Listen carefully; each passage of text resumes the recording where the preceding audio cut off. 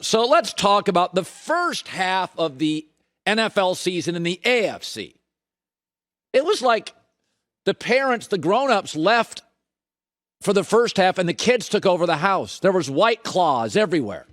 Like the Bengals rolled Baltimore in Baltimore, and the Raiders had an interim coach and they were winning, and the Chargers were winning close games, and the Cleveland Browns looked smart and efficient and were really good on both sides of the ball. And the parents were out of town, and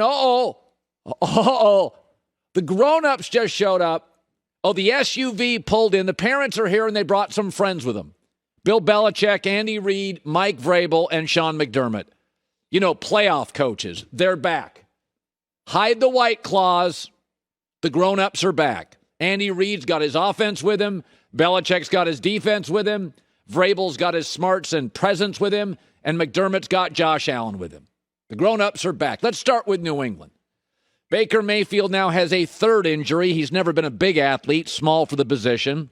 His coaching staff does not trust him, only 21 attempts. That's obvious.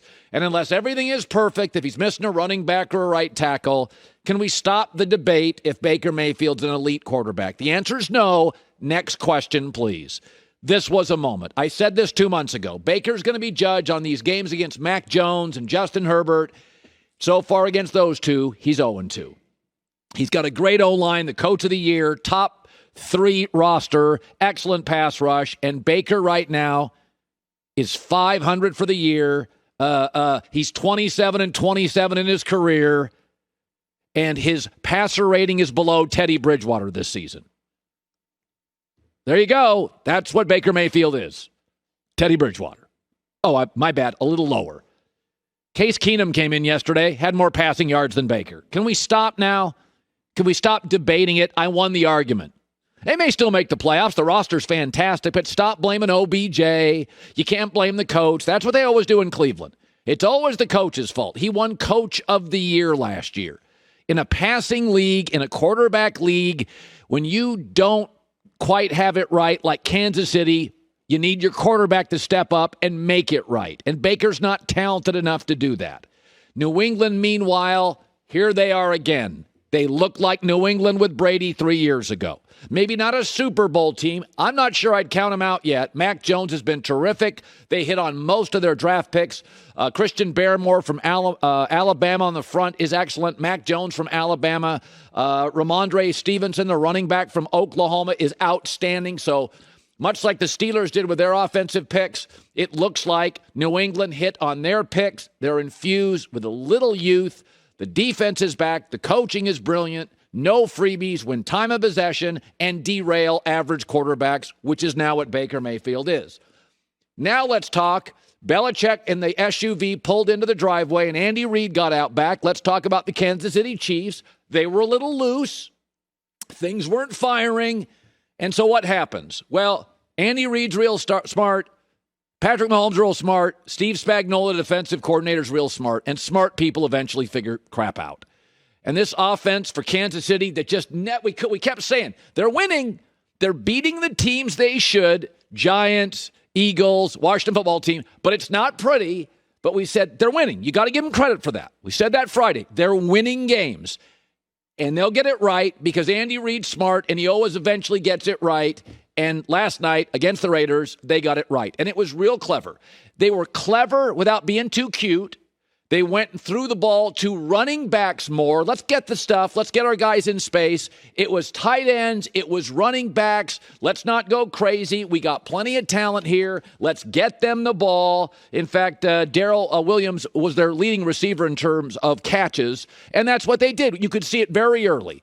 Let's simplify the offense. Let's get the ball to tight ends and running backs and Travis Kelce. Let's not be as home run driven. Let's not be as cute. Let's be smart. And a smart DC and a smart head coach and a smart quarterback took a deep breath. We're patient, and the Chiefs are back. Listen, it was a really adorable first half in the AFC. The Chargers were winning close games, the Bengals and the Browns and the Raiders. But the grown-ups are back. Kansas City's right. The world's right in the middle of the country. Belichick's defense is back. Once again, Tennessee inartistically wins another game. They've won 6 straight. Vrabel's 37-21 as a head coach. And Sean McDermott, to me, as good as any young coach in football, not named Sean McVay, Sean McDermott and Josh Allen look like they're fine. AFC. Order has been restored in the AFC. So what I'm about to say, I have not said many times in the last decade to 15 years doing this. I've been doing this for about 20 years, but I do feel like the Dallas Cowboys are capable of winning the Super Bowl. And I watched them yesterday, and I had said last week, just bury the tape on the Broncos. That's not who they are. We've watched them for 7-8 weeks. We know what they are. It's a bad Sunday. Like this, it's the new normal in the NFL. Something weird or 3 or 4 things weird happen every weekend. Dallas has a couple of things going for it. Let's start with number one. They have multiple playmakers. You can't ask your coaches to coach perfect every weekend, and you can't ask your team to play perfect. It's hard. You have injuries. You need playmakers sometimes just get you W's. Dak and Randy Gregory and Micah Parsons and Trayvon Diggs and CeeDee Lamb and Amari Cooper and Zeke. This team has 7 or 8 special players. Maybe the coaching's off. Maybe you've got injuries. Maybe Dak's off a little. The schedule's tough. You get a bad officiating break. You just can't ask your coaches and your team to be perfect every Sunday. Sometimes you just need playmakers. And Dallas has about 7 guys who I think are special, and they're sprinkled all over the football team. Linebacker, corner, pass rusher, wide receiver, quarterback, running back. Number 2 is I think the Cowboys are built for football in 2021. They're great at skill positions. Some Sundays, you get into a track meet. Okay? You just got to be able to score, and they can. Secondly, they have good pass rushers. We haven't even seen DeMarcus Lawrence return this year. And sometimes you're facing a Matt Stafford and Sean McVay, or you're facing an Aaron Rodgers. You just need a pass rush to even things out. So they can throw it, and they can get after your quarterback. The other thing is sometimes you need breaks to get to a Super Bowl. Listen, there's luck involved in everything, right?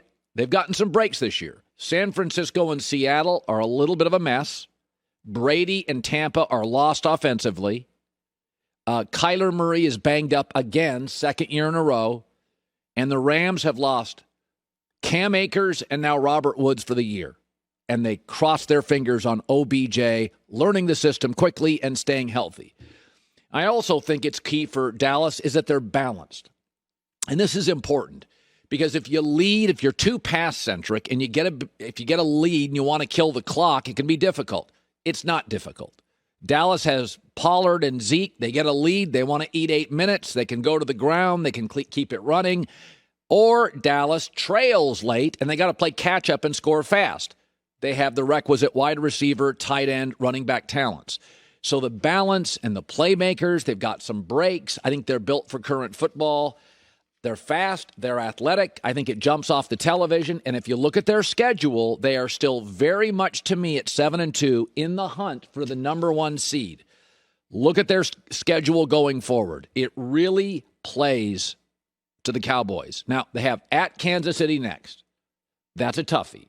But even if you see that as an L, I get the Raiders. I get Trevor Siemian, Taylor Heineke, Daniel Jones. Taylor Heineke, home against Arizona, Jalen Hurts. Those are not, we view right now, elite quarterbacks, and you have one.